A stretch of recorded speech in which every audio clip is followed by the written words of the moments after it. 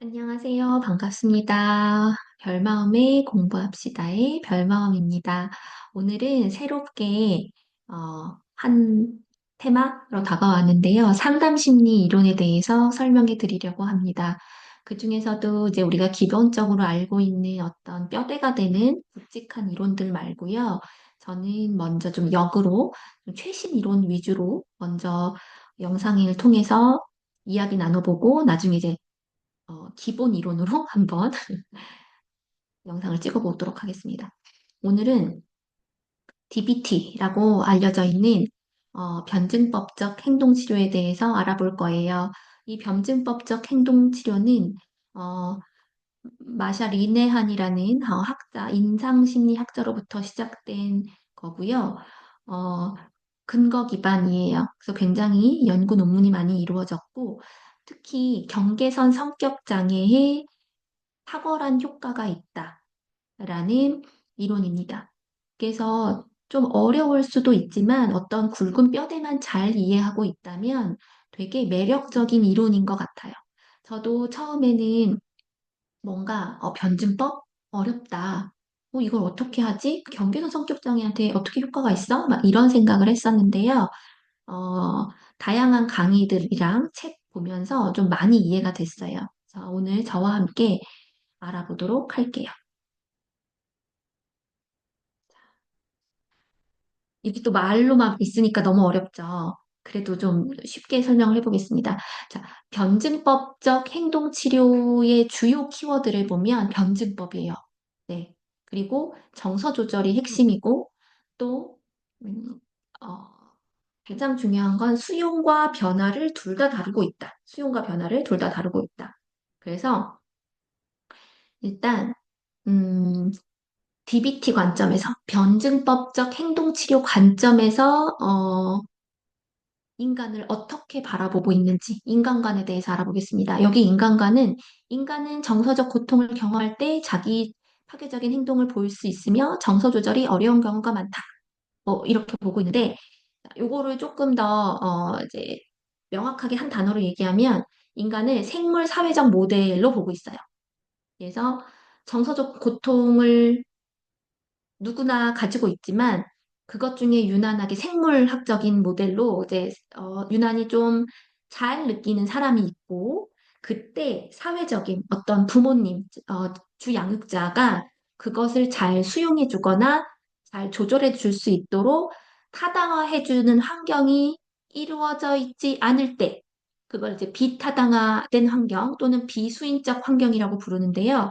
그럴 때 이 사람이 타고난 어떤 기질적, 생물학적인 요인과 환경적인 요인이 상호작용해서 정서적 교통이 더 잘 안 되고 그때 파괴적인 행동을 보일 수 있고 이때 어려운 경우가 있다.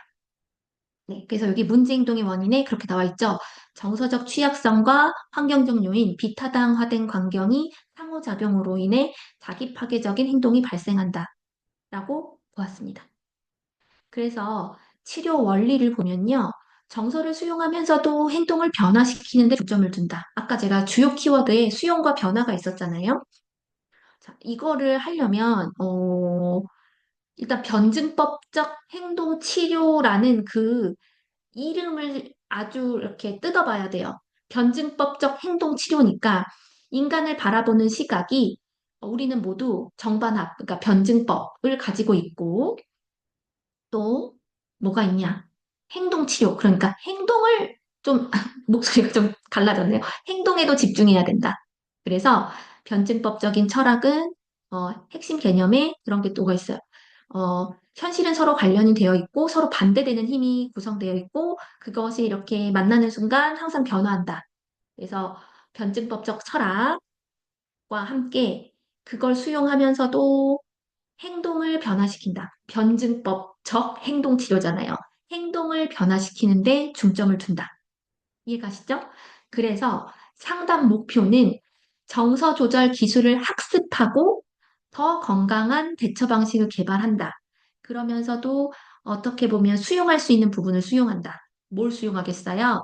내가 정서적인 취약성을 가진 사람이야 라는 부분에 대해선 수용을 하고 또 그동안 나의 삶이 비타당화된 환경, 또 비수인적인 환경, 그런 데서 나는 좀 수용받지 못했어. 타당화되지 못한 환경에서 자라났어.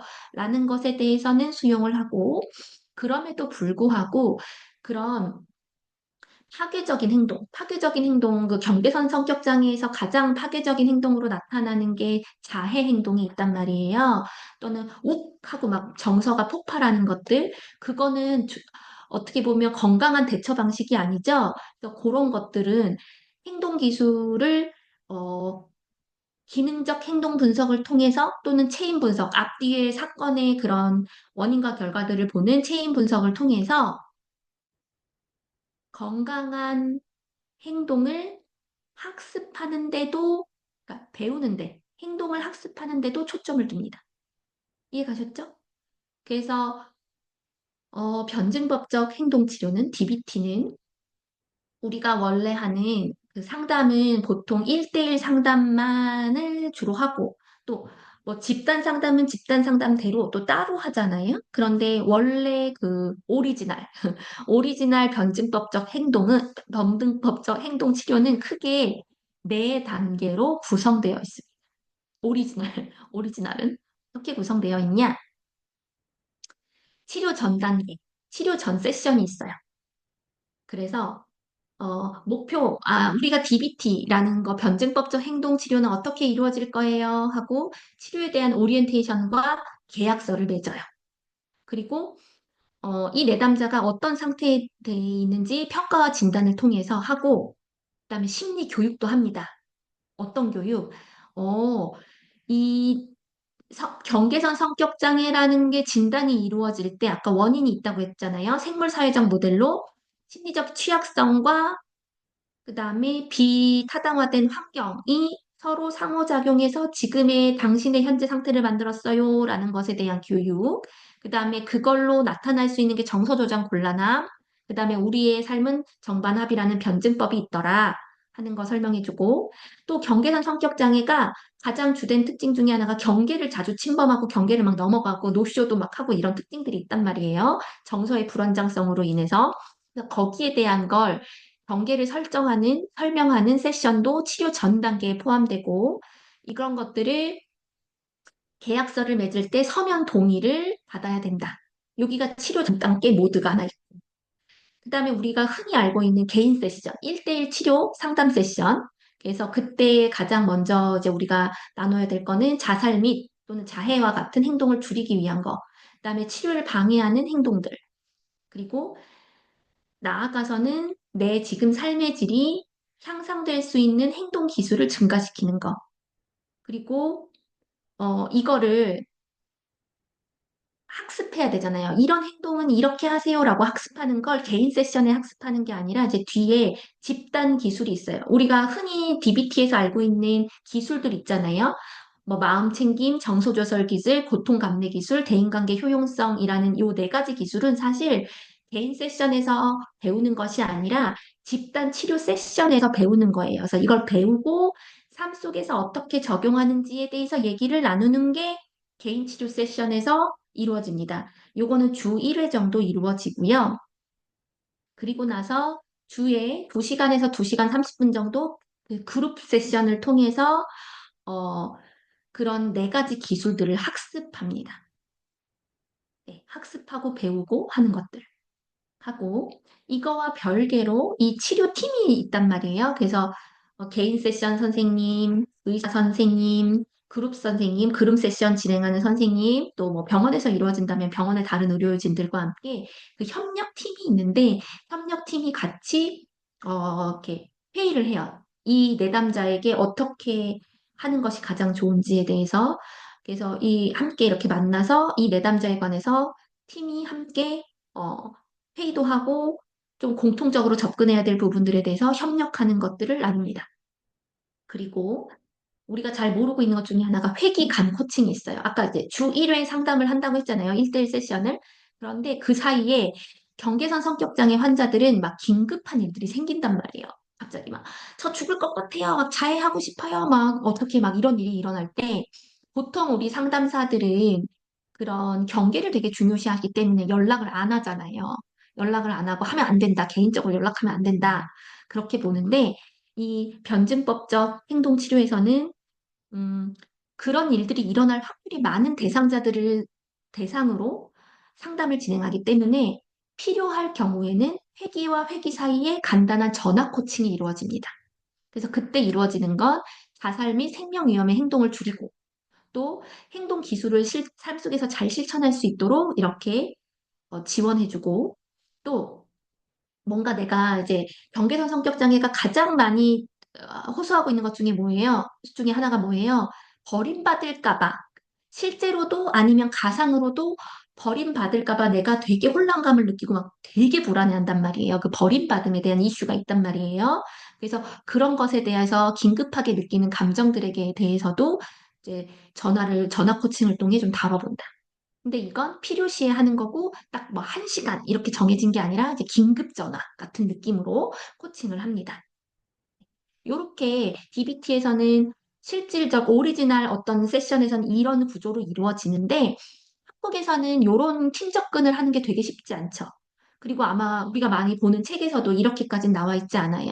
그래서 주로 그 집단 기술 훈련에서 하는 그 개입 방법들을 우리가 DBT라고 알고 있는데 좀 그 오해는 풀 필요가 있습니다. DBT는 팀 접근으로 이루어지고 회기 전 세션, 개인 세션, 팀 세션, 협력 팀 회의, 그다음에 회기간 필요하면 코칭을 하는 구조로 이루어져 있고 그래도 우리가 상담 장면에서 한국에서의 좀 변형된 그렇지만 이게 잘못됐다는 게 아니라 실제로 그 DBT를 만든 마샤 리네한도 상황에 따라서 이 원래 일반화된 커리큘럼이 있긴 하지만 조절 가능하다라고 나오고 있어요. 그래서 한국에서 1대1 세션을 할 때는 이제 구체적인 전략으로 방금 얘기한 것들을 해볼 수 있겠습니다. 먼저 변증법적 행동 치료니까 변증법적인 대화를 통해서 내담자가 자신의 문제를 좀 인식할 수 있도록 돕고, 그 다음에 뭘 해야 돼요? 결국에는 행동 치료니까 행동 변화에도 힘써야 됩니다. 그래서 이 내담자가 하고 있는 자해나 자살 또는 버림받고 싶지 않아서 막 고군분투하는 그런 행동들에 대해서 기능적 행동 분석을 통해 원인과 결과에 대해서 그 인과관계를 좀 살펴보고 체인 분석을 통해 그 체인을 끊어버리는 그 대체 행동, 대안 행동들에 대해서 좀 얘기를 하고요. 그러기 위한 구체적인 전략으로 네 가지가 있습니다. 많이 알고 있는, 그리고 어쩌면 그것 때문에 더 헷갈리는 마음 챙김. 마음 챙김은 DBT뿐 아니라 액트, 수용 전념 치료나 또는 MBSR, 마음 챙김 스트레스 관리 프로그램 또는 MBCT, 마음 챙김 관련 인지행동 치료에서도 쓰이고 있는 거죠. 그래서 현재의 순간에 집중해서 감정들을 수용하는 거가 하나의 전략 중에 하나고 또 정서 조절 기술을 학습하고 적용해 봅니다. 그래서 부정적인 정서를 다루는 구체적인 기법을 학습해요. 그래서 정서적 취약성을 줄이기 위해서 건강한 생활 습관을 기릅니다. 그래서 좀 아주 기본적인 거긴 하지만 수면, 식습관, 운동 같은 것들을 구체적으로 할 수 있도록 알려주고 또 정서 조절 기능들에는 여기 이 오늘은 좀 간단하게 하기 때문에 넘어가겠지만 그것들에 대해서 좀 배울 수 있는 게 있어요. 뭐가 있냐? 그래서 정서 자체를 이해하고 거기에 이름을 붙인다거나 또 원치 않은 정서를 조금 더 원하는 정서로 변화시키거나 또 내가 이런 정서의 취약성을 가지고 있다는 거를 조금 더 감소시키기 위한 것들을 배우고 또 극단적인 정서 막 죽고 싶다. 막 이건 망했어. 뭐 이런 극단적인 정서를 잘 다룰 수 있는 방법들을 배웁니다. 그 다음에 고통 감내 기술은 아주 위급한 상황이 왔을 때 나를 해치지 않고 자해 같은 거를 하지 않고 고통을 견디는 방법을 연습한다. 그럴 때는 뭐 위기 생존 기술이라고 해서 스탑 기술이라고 있어요. 그런 것들이 뭐 배우기도 해요. 그래서 이게 되게 사소한 것 같지만 진짜 효과가 있는 찬물로 세수하고 얼굴 씻는 거. 그다음에 깊은 호흡하는 거 하고 이런 호흡하는 거. 그다음에 팁이라는 기술도 있고요. 지혜로운 마음이란 어셉트라는 그 주의 분산 기술도 있고, 이런 아주 다양한, 아주 구체적이고 아주 세부적인 기술이 있는데, 그걸 배워요. 네. 그래서 그 긴박한 상황에서 순간을 이렇게 아주 극단적인 자해나 자살까지 가는 행동으로 가지 않고 이렇게 멈춘다. 그래서 뭐, 뭐 이게 무슨 기법이야 하는 것들이 있어요. 뭐 마음을 기꺼이 하기, 그 다음에 약간 미소 짓는 연습 짓기, 그 다음에 기꺼이 손 내밀기, 뭐 현재 하고 있는 일에 대해서 그냥 일단 하기, 뭐 이런 것들 있지만 사실은 되게 효과적이다. 요 부분은 저희 블로그에도 좀 나와 있고, 제가 추후에 따로 한번 이 정서 조절 기능에 대한 부분, 고통 감내 기술에 대한 부분도, 어, 포스팅이나 제가 영상을 다시 한번 찍어 볼게요. 그리고 네 번째 대인관계 효율성은 나를 존중하면서 타인과 관계를 맺을 수 있도록 내 필요, 내 원트가 뭔지 알아차리고 거기에 대한 경계를 세우고 거절을 표현하는 걸 연습하고 배우는 거예요. 그래서 경계선 성격 장애인 분들이 되게 극단적이어서 나를 아예 내려놓고 타인을 위해 막 맞춰주는 삶을 살기도 하고 그러다가 어느 날 극단적으로 확 돌아서기도 하고 막 이런단 말이에요.